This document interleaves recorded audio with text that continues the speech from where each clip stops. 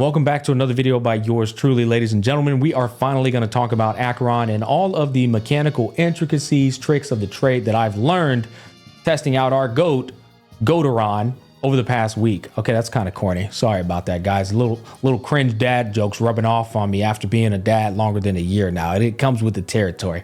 Anyways, yeah, I don't have access to a private server. So for those of you wondering, like, why so late? I don't get to play with this character a week before their release, 2 weeks before their release, a month before their release. A lot of these guys do.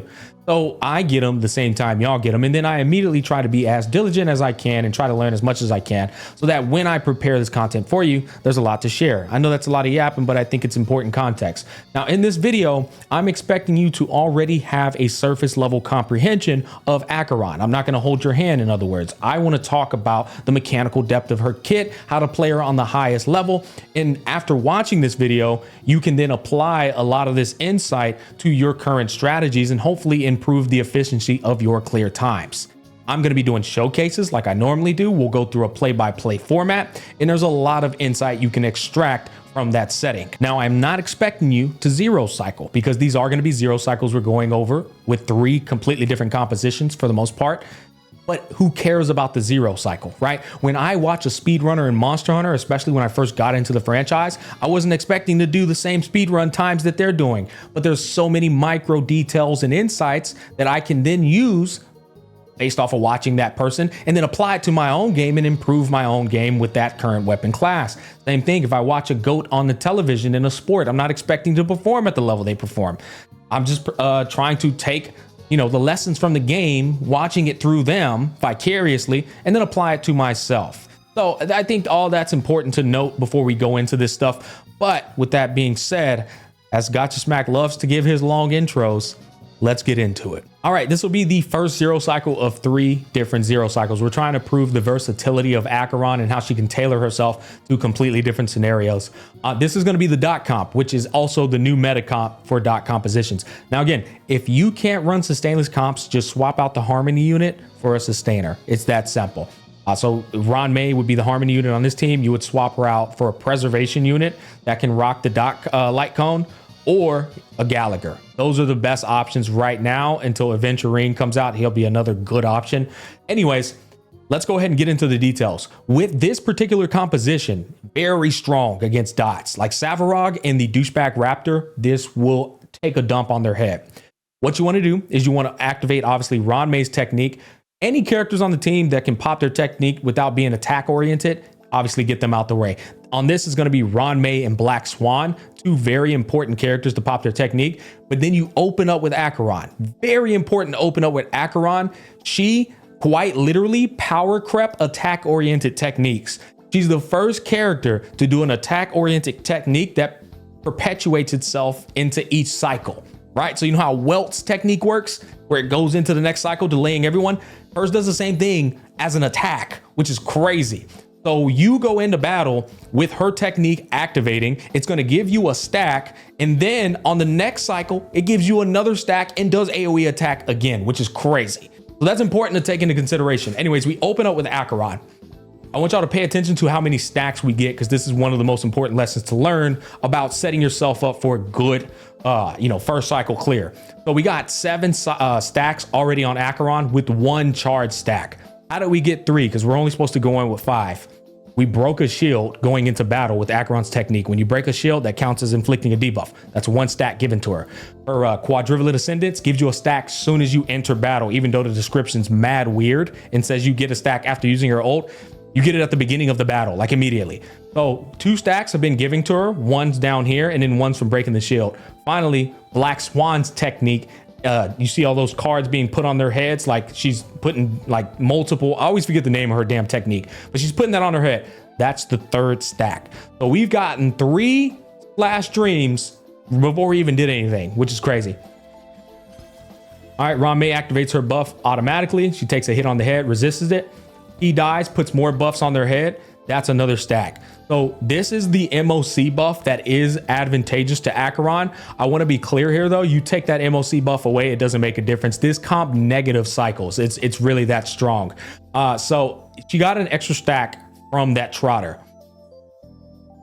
We're going to auto attack with her. This team's so strong that we don't even need to use Ron May's ult. We can just save it for the next cycle. So that means we're going to kill these guys without even using Ron May's ult. We're just hostaging it. The other thing that just happened is she got 9 stacks from Kafka's follow-up attack. That's very important as well. So Kafka's follow-up attack gives another stack. Another stack given by the skill of Black Swan, but you can also auto attack with Black Swan and give another stack as well. So now we're already at 9 stacks here with 2 charges. That's very nice. Kafka, okay, so we went into ult. So it's no problem. Here's the next most important thing to talk about. Guys, we're gonna be doing a lot of back and forth because this is how I like to teach you on the job in real time so that you know the value of things.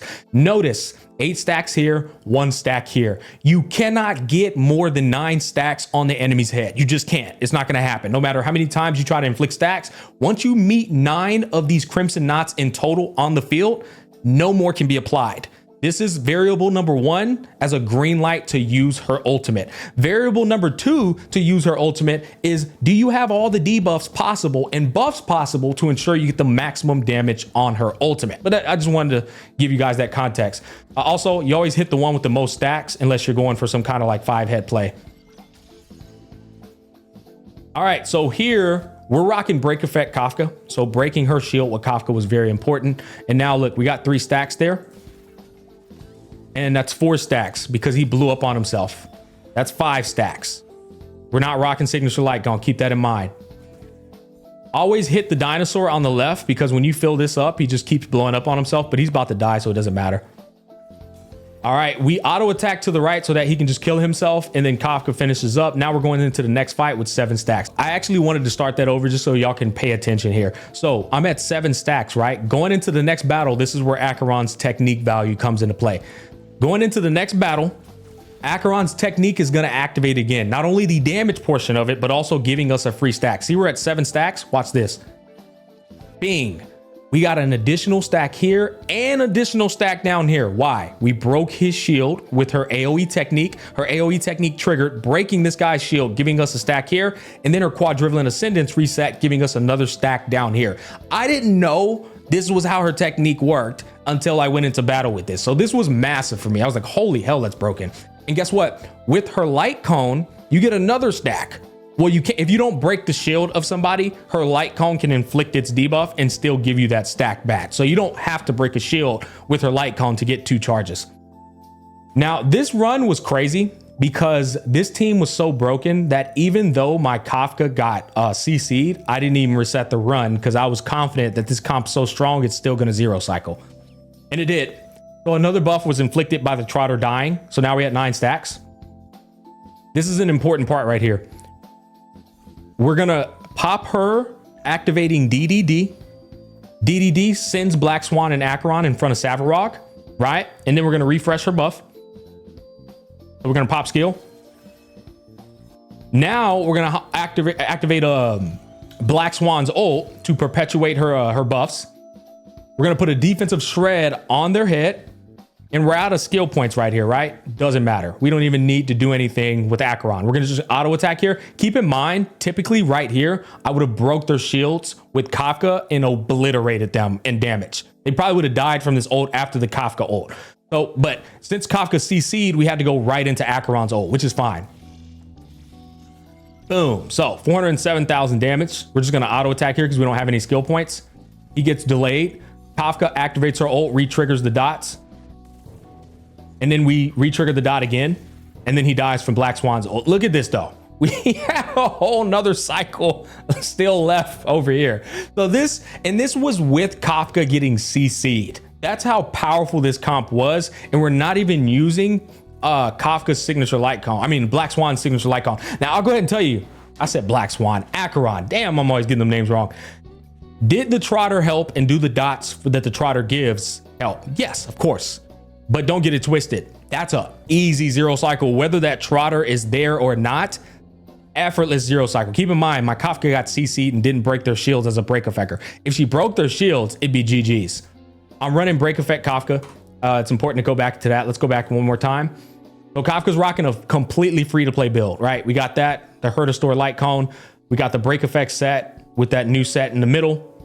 She's sitting at 128 speed, but Ron May's base speed boost sends her above that. And then she's sitting at effect hit rate of 22, which is more than enough.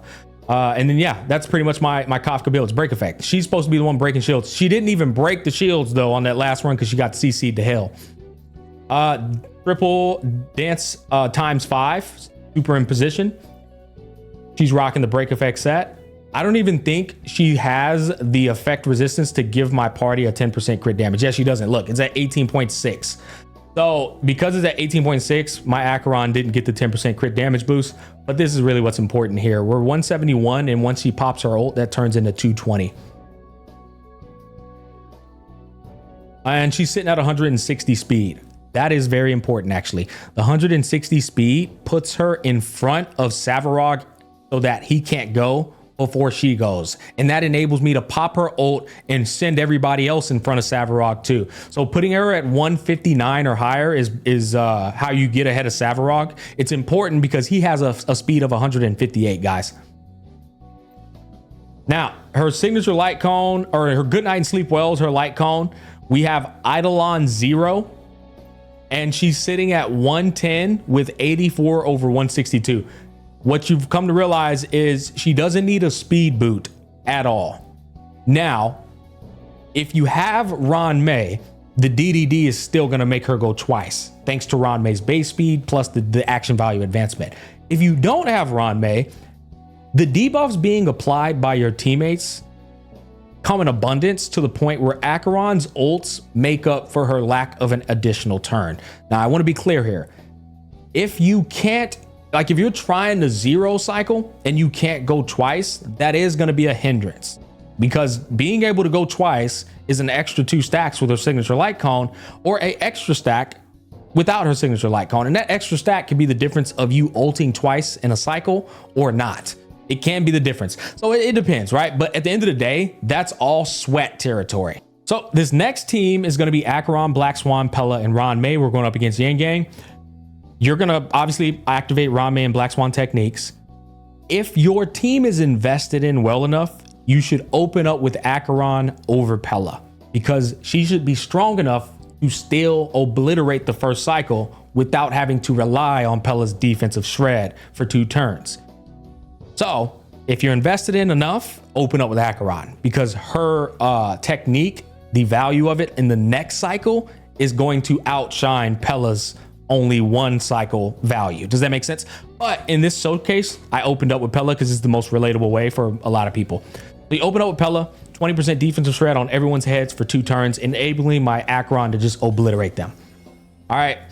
Finally, we already have 8 stacks on my Acheron. We start off with 5. Pella gives us 6. Black Swan gives us 7. And then I just did her skill to give us 8. Finally, Pella ult gives us 9. So off rip, 4 stacks due to a 1-turn Pella ult.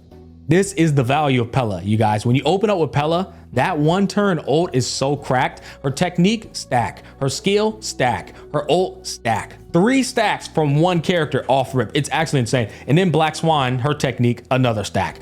These 2 are a dynamic duo, and they are 100% the meta against wind, ice, and lightning scenarios. This comp is so dangerously strong, it's actually insane. I did 2 different runs because I wanted to show people the difference of her signature light cone versus good night and sleep well against the same exact scenario, to show you how minuscule the difference in damage is.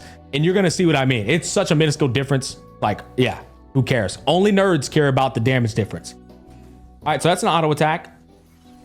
That's a skill. So we've now applied all of Pella's defensive shred, all of Black Swan's defensive shred, plus her dots, and we're hostaging Ron May's ult because it would be overkill. Plus, we want that DDD to activate on the 2nd cycle.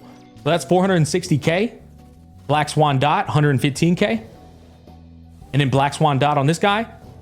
He should have died right there. That was just bad luck, but thankfully he hit Ron May, who's beefy. He should have died right there, 100%. So we're gonna skill right here to give her an additional stack. We notice we're gonna skill him and not this guy over here, because we want to battery our Pella up. If we skill him, they're both gonna die, and then we're gonna go into the next cycle without getting an extra battery on our Pella, which is very important for setting ourselves up for the next cycle.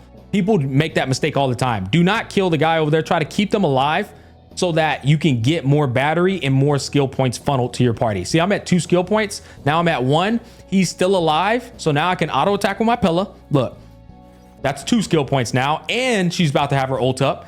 Now I can auto attack with my Ranmei, 3 skill points. And now I can finish it off with Black Swan, right? So now we go into the next battle with an extra skill point, and our Pella's ult's about to be up. Now this part is 5 head and anybody can do it. You don't have to be a sweaty 0 cycle. If you use this composition, anybody can do this part. You just have to do what I do, play by play. Okay, so what we're gonna do is we're gonna auto attack him. Our ult's up. Ranmei, we're not going to ult.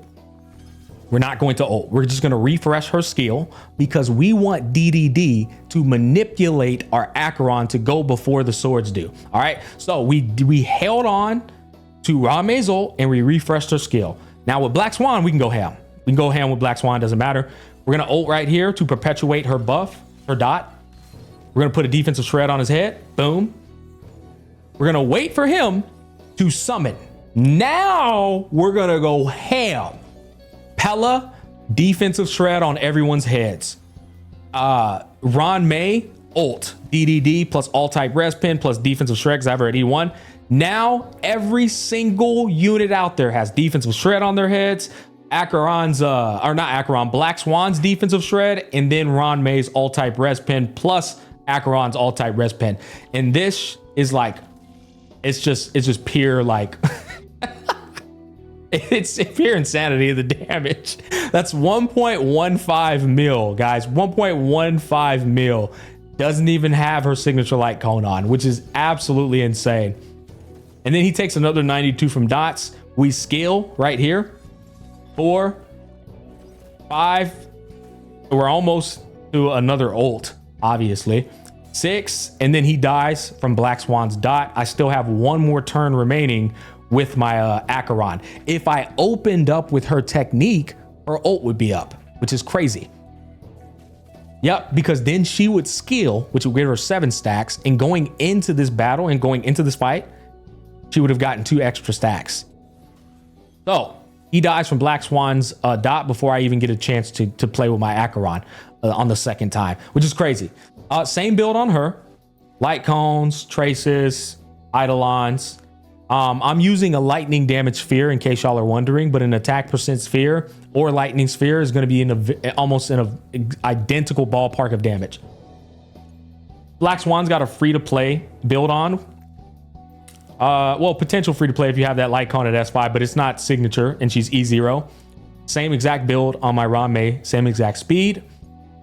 A lot of the characters or a lot of the enemies in MOC 11 and 12 have 158 speed. Some of them have even higher, like way higher speed, but a lot of them have 158 speed. So if your supports are just a little bit faster than 158, like 159 or 160, they can go before the other enemy goes, enabling you to like set up a bunch of combos.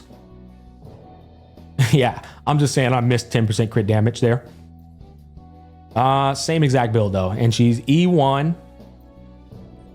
No signature light cone. And then Pella's got resolution shines as a pearl. She's sitting at 75 effect hit rate thanks to her her trace. That one right there. Yep. And she's E6. But Pella's one of those characters, doesn't matter if she's E6 or E2. She's gonna perform the same. Okay, I'm not gonna go through this run again. I just want to show y'all the damage difference once I do that same exact combo against Yangay. So we're gonna do this. Yeah, this is a perfect. So this is signature light cone. Remember, it was 1.15 mil with good night and sleep well. 1.15 mil. This is a signature light cone. 1.25 mil. Remember what I told y'all? Like, once you start doing this kind of damage, that extra 100K ain't nothing, brother. It's really not. Like, and this is what people try to sell you on. They say you need her signature light cone. Yeah, you need her signature light cone so you can do 1.25 mil instead of 1.15 mil. Yeah, you need it. You need it. Not want it, not would like to have it. You need it, guys. Oh, brother. I will say, though, this is where the value of the signature light cone really shines through because I didn't open up with Acheron and I'm able to do a second ult before this cycle ends. You're going to see which is the real value of the signature light cone in niche scenarios. Not in every scenario, but in niche scenarios. So we're at 5 stacks, 6 stacks, 7 stacks, boom. And if I use her skill with her signature light cone, that's 9 stacks and I get to ult before the turn ends, which means this was truly a negative cycle clear with her signature light cone. So he died and I didn't even get to ult a second time with Acheron, which is crazy because our ult can deal like 300 to a single target, 300 to 500K actually, depending on investment. So that's the next team that was also very strong. Those two teams are dominating the elemental advantage scenarios that they're in. That's her signature light cone. We're the same exact build other than her signature light cone. We're going to go ahead and skip forward. All right. We've made it to the scenario where I halfway lied to y'all and said I zero cycled. You're going to see why I said I zero cycled. So this team, I actually don't really like it. It's too sweaty. This scenario is way too RNG reliant. And you have to like depend on some certain characters not getting hit too many times to survive.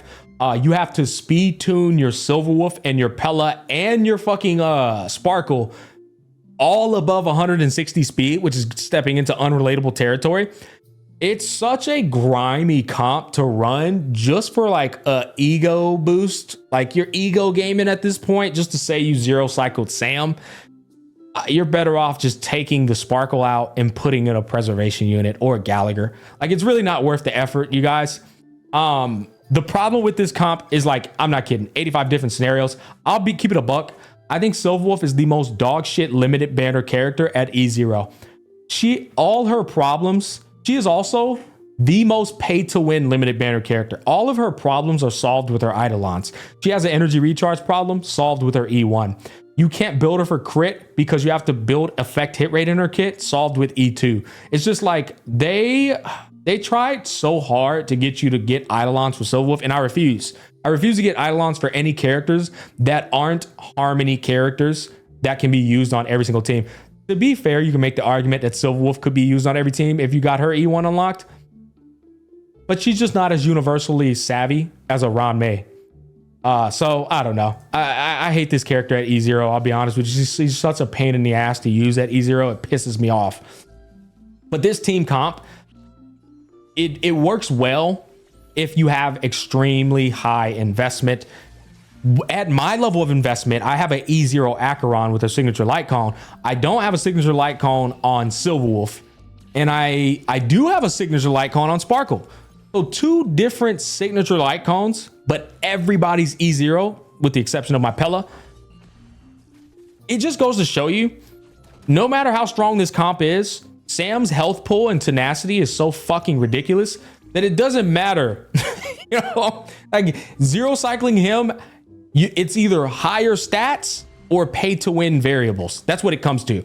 Higher stat investment, pay to win variables. But watch how close I get. I don't even want to educate you on this one just because it's just like, it's too much to talk about. It's like deep diving into a nerdy territory that's completely unnecessary. Like there's not really much to extrapolate from this other than you just have to make sure you put all the debuffs on Sam and then pray that Acheron lands all her crits. The other problem with this, an Acheron, is her RNG. Her fucking RNG, you might like get the 9 Crimson Knots on this guy instead of Sam. And that butchers my zero cycle personally, because you get more damage when the 9 stacks are on him. So that's another RNG factor with Acheron that kind of like caught me by surprise. If you're trying to speedrun with her, you have to rely on her Crimson Knots landing on the target you want them to land on. But yeah, we put all the defensive shred on him. We've put pretty much every buff we could on him. We show it off too. Look at all these buffs my Acheron has, and then look at the buffs I have on Sam. We have every single buff. Defensive shred, dude. Like the defense, this man has 100% defensive shred on him. 40%, 16%, 7%, 43.8. That's 83.8. Yeah, dude, it's literally like 98.8% defensive shred. It's absolutely insane. Now, before you ult with Acheron, typically you want to make sure you have all this stuff activated on the guy. And once it's all activated, then you can pop off with her. The other thing is you want to make sure all her 3 stacks are up on her ult as well. If you have Sparkle, you could low-key run out of those 3 stacks on her ult buff because you're skilling so much with Acheron. But dude, all this damage, look at this damage, man. 877k. And look at bro's health. It's just ridiculous health pool. And then he has this douchebag ass mechanic where you can't even break his shield until he goes into fire mode. Like, he's just a cringe fight, bro. I swear. I can't stand this fight in terms of like efficiency. It's such a scuffed run. It's not even funny. So from here, we're trying to get buffs back up again. Pella's buffs are still on him, but Silverwolf's buff is now up again. So we can ult with Acheron. And typically, if I had a crit wolf, this is what I'm about to show y'all. This is the part I've been waiting on. Okay, here we go. So look at that health pool. Then he does this. Guys, if I had a crit wolf, she ults 2 times in that one cycle. She does her skill 2 times in that one cycle. If you had crit wolf built, she can close that gap, right? Now my sparkle is 888. Right. So this is where I was talking to you about where investment is the only reason why I didn't zero cycle. My Acheron's skill is level 8. Right. My Silverwolf is 989. But you put all that investment into them and it can close that gap right there. And there's your zero cycle. It's literally just a stat issue at this point. Or your Sparkle, Pella, and Silverwolf go a 3rd time in that cycle, enabling your damage to do a little bit more. Like Sparkle brings Acheron back in there, Acheron skills again, Silverwolf does a little bit more damage. It closes that gap. But that's the shit I was trying to tell you about. This dude does damage to himself too. Look at that. That's what I was missing to zero cycle this guy. And then I ult with Silverwolf and she's not crit, right? So she does like no damage. That's the other team. Now the final scenario I want to show y'all is the free-to-play scenario, because I want to show y'all what she can perform like with the free-to-play investment. Yeah, that comp's over with. Give me a second. All right, so this is the free-to-play composition. We're rocking a Fermata on Acheron. We have a Japard and our E0, S0 Black Swan and a Pella. Now, if you don't have Black Swan, you're gonna have to swap her out for a Sampo or a Serval, to which this 3-cycle clear is probably going to turn into a 4-cycle clear, or maybe even a 5-cycle clear against Sam. I am working on the free-to-play, like pure blown free-to-play showcase on my other account. The problem is I have free-to-play pacing, right? I don't have the resources to build up so many characters, but we eventually will get to that so you guys can see what a bum-ass free-to-play run looks like against the hardest content in the game. But for now, this here is just as free to play for the average free to play player. But the damage is actually really solid. In fact, I think we zero cycle this first cycle. The problem is we get to Sam and his million fucking big dick HP is just too much of an overhaul. But a lot of RNG is also going to be dependent on Japard getting hit a lot. Because the more he gets hit, the more stacks get funneled to Acheron, which means you're able to ult more often, and that's pretty important. But we have our 2 defensive shredders, which is Black Swan and Pella, and then Black Swan's our secondary DPS. It's a very solid free-to-play composition, provided you have Black Swan. If you don't have Black Swan, yeah, I already said what you can do as an alternative. Anyways, what are we waiting on here? Christmas? There we go. So defensive shred there. I think we're going to go for a freeze. Do we? Oh, no, we don't. I think we just go for an auto attack. Yeah, so this comp is actually not bad because Japard can also freeze sometimes and give you an additional stack with his skill, but it does rely on him having good effect hit rate.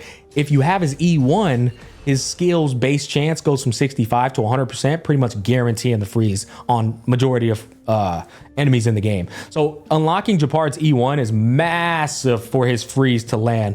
I am running an effect hit rate body on Japard to help with landing those freezes when I need them, because often at times his freeze can edge out the second ult for Acheron, which I think it does in this run. So she's at 7 stacks. That guy died. He's almost dead. Man, dude, Aventurine shield is just gonna be so much better than his. It's not even funny. So here's the 9th stack. Boom.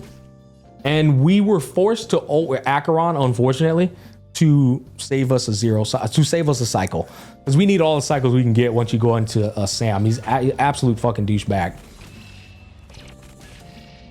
Her ult is a 10 out of 10. Dang, god damn it, that shit is amazing. Sorry if that was loud. Anyways, now we're going up against Sam, and we're just trying to do as much as a free-to-play. Here's the thing you also understand too: when you're playing with a free-to-play team, it should feel like this. right? You haven't spent a single penny. You have no investment. You have no signatures. You have no gacha like codes, right? You got bottom of the barrel investment.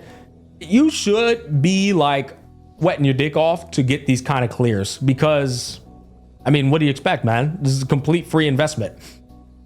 That said, the longer you play as a free-to-play player, the more you're able to pick up tools and your account becomes less free to play, right? It becomes more along the lines of a budget player, but you haven't spent a dime, which is beautiful. At this particular point, though, we're just trying to decide how we want to go about it. Do we want to put the Crimson stack on Sam, or do we want to put the Crimson stack on this guy? I would argue that if these Crimson knots were on Sam, we could have gotten a 2 cycle with this comp.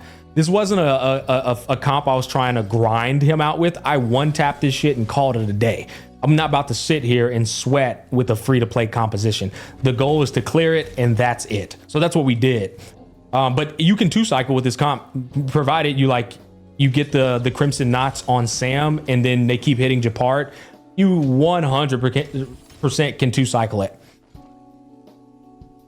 So he's almost at 9 stacks. We're not going to ult with Acheron until we have not only 9 Crimson knots, but also all the debuffs on their heads. So Pella ults, 2 defensive shreds on their heads, and they have Black Swan's defensive shred. So now we can, pop the ult and do our thing. 322,000 with a Fermata. Not bad. But look at Sam, bro. Like, Sam's ridiculous. Ooh, quick little tip with Sam. You see these 5 stacks here?